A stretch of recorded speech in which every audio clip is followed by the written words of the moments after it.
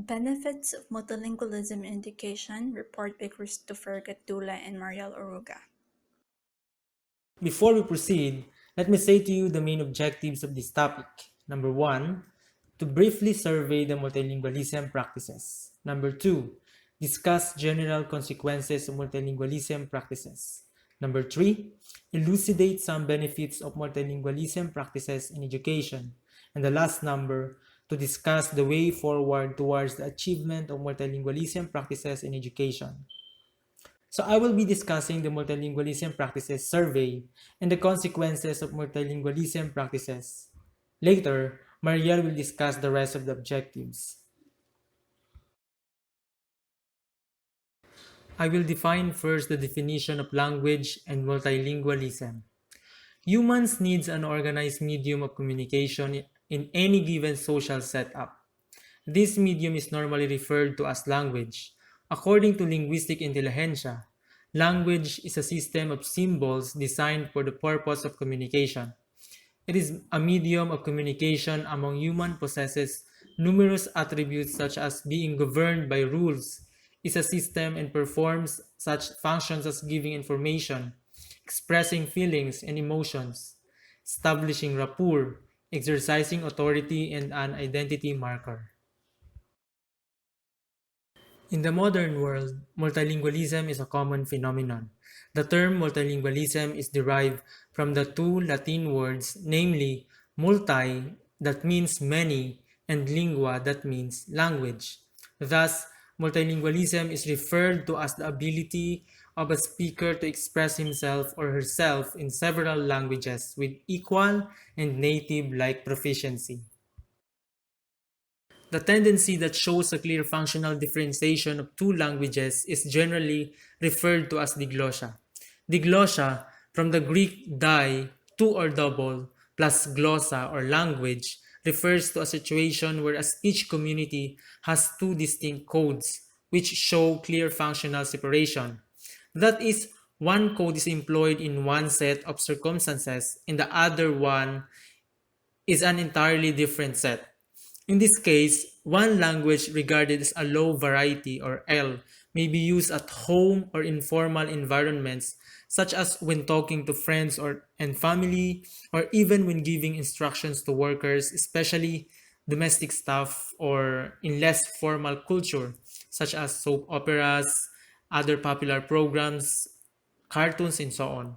And the other regarded as a highly variety or H is used in specialized formal functions such as giving sermons, speeches, for news broadcast, and for formal writing like poetry, literature, editorials, and so on. One example of diglossia is the Arabic language, where classical Arabic is the H variety and the regional colloquial Arabic are the L varieties of the different communities. The H and L varieties are only appropriate in their own specialized functions. There are also instances whereby functional differentiation of three languages is involved. This tendency generally gives rise to triglossia.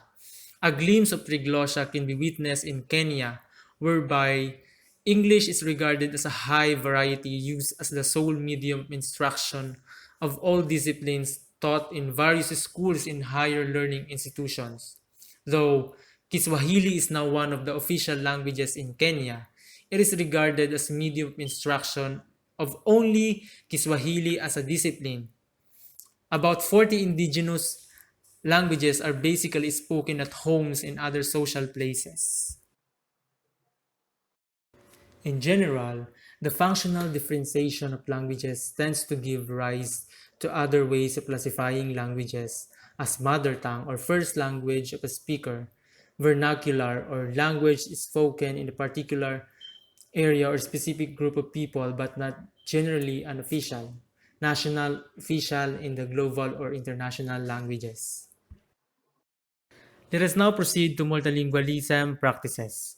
Multilingualism practice manifests itself in both Africa and the rest of the world at large. However, the general state of multilingualism in many societies and countries tend to be either official or unofficial. The official multilingualism is normally overtly enshrined in a country's constitution and practically applied in, among others, the education sector functions, national and international official engagements. The education sector functions include teaching and learning in primary, secondary, and also tertiary institutions. Official engagements involve parliamentary proceedings, judicial activities, local and also international conferences, among others. Next is the unofficial multilingualism is not necessarily and clearly entrenched in the country's constitution. However, this trend is generally unavoidably practiced amongst close or neighboring ethnic communities as they interact amongst themselves during their daily activities such as trade and commerce, games and sports, and the religious functions. For example, some members of the Lu community living around the shores of Lake Victoria in Kenya have the ability to communicate in the Luya language of the Luya community, neighboring them on the western part of Kenya and vice versa. That is happening when the two communities meet during activities such as sports, trade, politicking, and even religious matters. A country with a multilingual status, generally referred to as a multilingual society, normally has very clearly designed framework that is basically supported by an act. The act is normally firstly crafted as a bill to be discussed in parliament. Thereafter, if the bill is passed into law, it becomes an act entrenched in the country's constitution, thus disseminated to the populace for consumption through various institutions. For instance, official multilingualism practice supported by an act is manifested in Switzerland, Canada, and Belgium, among others.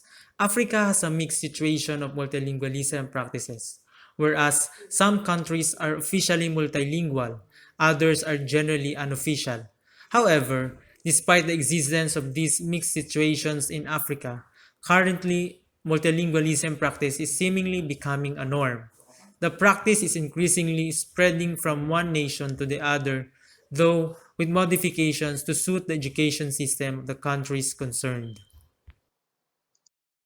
For example, Kenya embraces official multilingualism whereby English is spoken as official, Kiswahili as both national and official, and native as indigenous languages constituting over 40 tribes.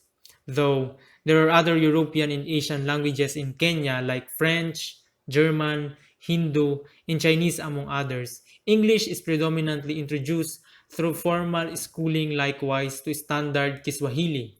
This is clearly entrenched in the school curriculum and practiced right from primary to secondary levels.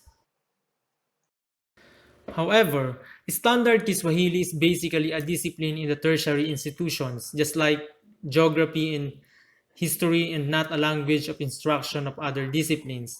The non-standard Kiswahili is informally acquired at home and is used amongst many Kenyans in their general verbal communication. But what about consequences of multilingualism? Multilingualism practice creates the development of mixed languages mainly due to intense language contact.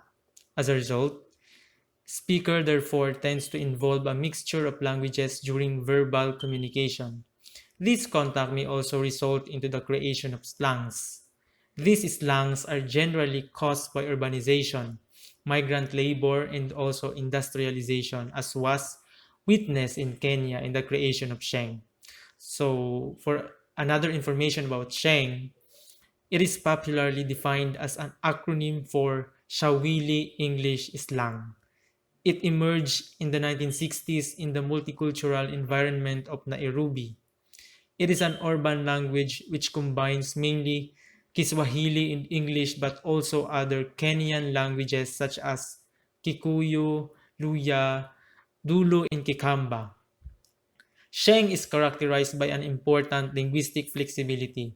It does not have any official status even if it is widely spoken, especially by the youth. Originally used as a vehicular language between people from different regions, it is becoming a vernacular language. Some people born in the 1980s or later having Sheng as their first language. Number two is the cross-linguistic communication, code switching, and code mixing. Multilingualism practice generally develops cross-linguistic communication strategies like code switching and code mixing. When people switch from one language used at homes to the other outside the home environment, then code switching occurs. It is witnessed in countries like India where switching is witnessed between English or Hindu or Urdu, Bengali, and Tamil. Generally, where bilingualism or multilingualism exists, speakers normally tend to use these languages alternately as commonly witnessed in Belgium, Switzerland, and China. Number three is diglossia. Multilingualism creates an aspect of diglossia whereby when there are two official languages, there is always one language that tends to dominate the other, which is generally referred to as subordinate. This happens when viewed from a functional point. A glimpse of the diglossia situation in Africa indicates that English, French, and Portuguese are characterized as the high languages or H, and the indigenous ones as low languages or L. For instance, in Congo, the French language is a high variety for formal functions, while Siluba, Lingala, Kiswahili, and Kikongo, which are regarded as national languages from the low variety. And the last number is cross-cultural communication. Multilingualism practice tends to create the development and general acquisition of cross-cultural communication skills. In this regard, people tend to learn different skills of the languages in place, especially speaking, reading, and even writing. These cross-cultural communication skills enable one to gain both the communicative and discourse competencies. There are multilingualism practices all over the world. However, the general state of multilingualism in many societies and countries tend to be either official or unofficial.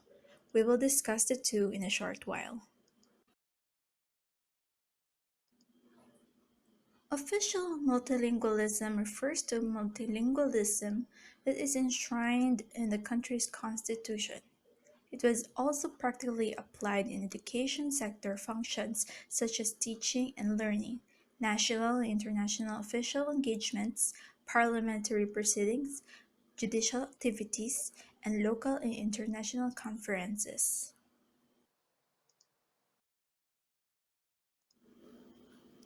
The unofficial multilingualism, on the other hand, is not necessarily and clearly enshrined in the country's constitution. However, this trend is generally and unavoidably practiced amongst close or neighboring ethnic communities as they interact amongst themselves during their daily activities such as trade and commerce, games and sports, and other functions such as religion. In short, countries become multilingualism society through interaction with other countries. For example, Chinese investors in the Philippines would likely learn the English language in order to communicate and trade with the businessmen in the country. It's not constituted in their country to learn such language, but they have to because they have to communicate with us.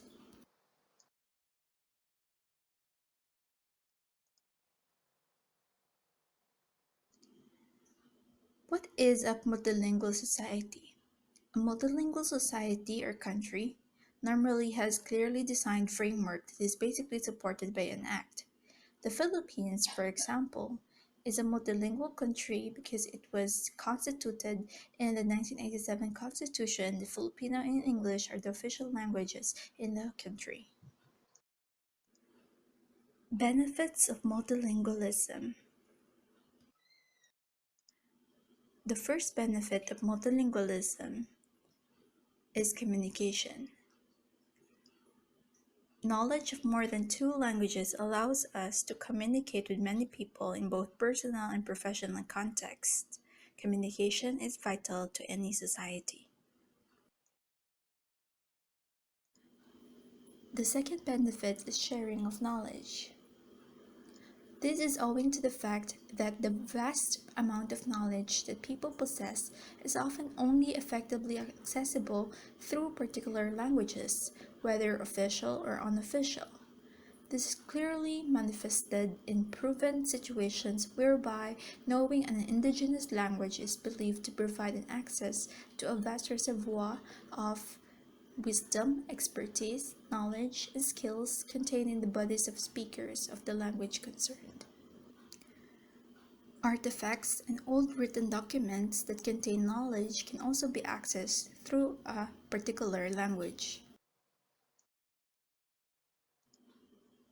The third benefit is not for us to be restricted.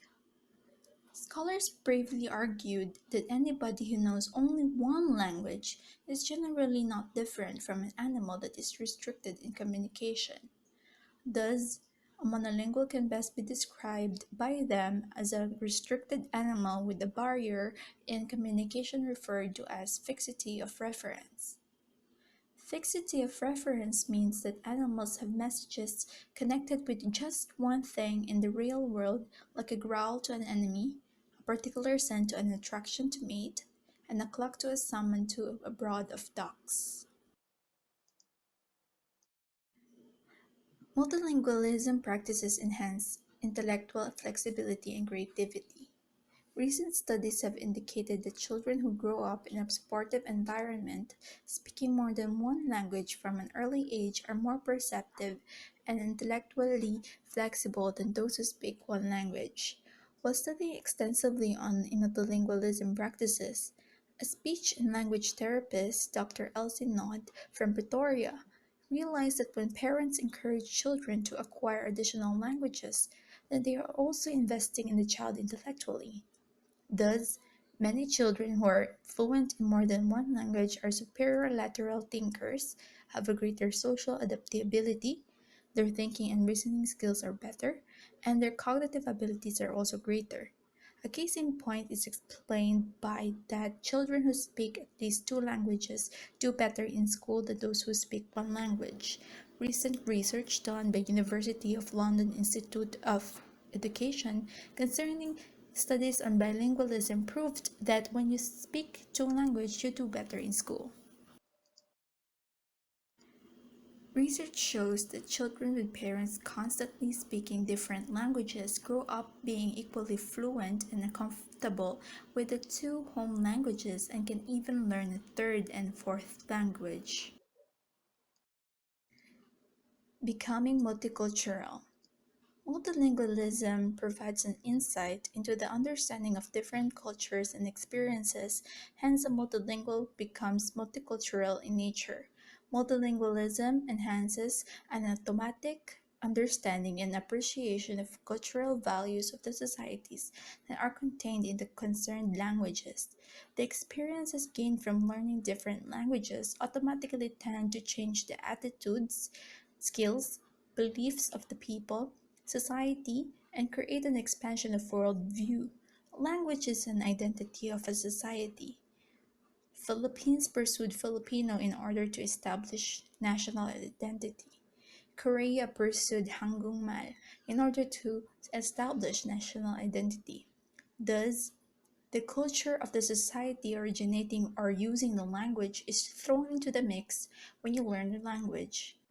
When we watch K-dramas, we subconsciously become curious of its language, and if we know Hangulmal, it's easier to understand the literatures, dramas that depict the culture of the society. Promotes national unity. Multilingualism helps in national unity, especially if people learn national languages besides their indigenous languages and lingua franca. Politicians and other leaders can use multilingualism by promoting a national language so as to work as viable roadmap in national unity and development. Just like what Michael Howard, who was considered as the most influential British military historian of his generation, said, "A common language is the most obvious binding element in any society." Observe that those who speak the same language tend to stick together. For example, most Chinese students tend to mingle most with other students who speak Mandarin. Filipinos are also the same, and they are more comfortable with being with other Filipinos.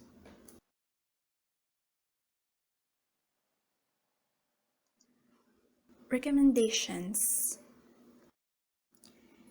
In order to achieve multilingualism practices in education, whether formal or informal, the article is following recommendations. First is to revisit the Official Language Policy Act in a given country to help in strengthening multilingualism practices in the country, concerned hence showing its significance in the fast-growing world. Bilingual education is essential in enhancing multilingualism. Second, multidimensional communication skills should be used both in primary and secondary levels for the purpose of getting the learner access to both content and skills. This will help the learner to acquire and retain the content and various communication skills, meaning participate in activities that require extensive communication skills of multiple languages such as drama, writing poetry, and more. Third, encouraging the use of indigenous languages in education besides the national and official languages enhance multilingualism. Learning a different language can and should be supported by the knowledge gained from the first language. Making dictionaries and publishing of grammar and storybooks in any language are the fastest way of spurring language growth and preservation. Written language not only preserves a language for future generations, but it is also easy to access. It's not every single time that we can communicate with other language speakers. Next, making drama and writing poetries in indigenous language can also help as it greatly motivates people to learn the language more. Next, official documents should also be written in indigenous languages. Kenya has done this and they have translated the constitution from English to Kiswahili. In order to enhance multilingualism in education, we should also introduce foreign language as a course or medium of instruction for teaching specialized disciplines. Kenya has implemented this by offering courses of the study of Japanese language for engineers, French for business studies, and German for tourism. Lastly, developing and training both foreign and indigenous language teachers are very instrumental steps to help in the development and achievement of multilingualism practices in education. This can be achieved by training more teachers, both indigenous and foreign languages, in the training institutions. Multilingualism in education cannot propagate when there is no teacher who knows the language to be taught or to be used in teaching.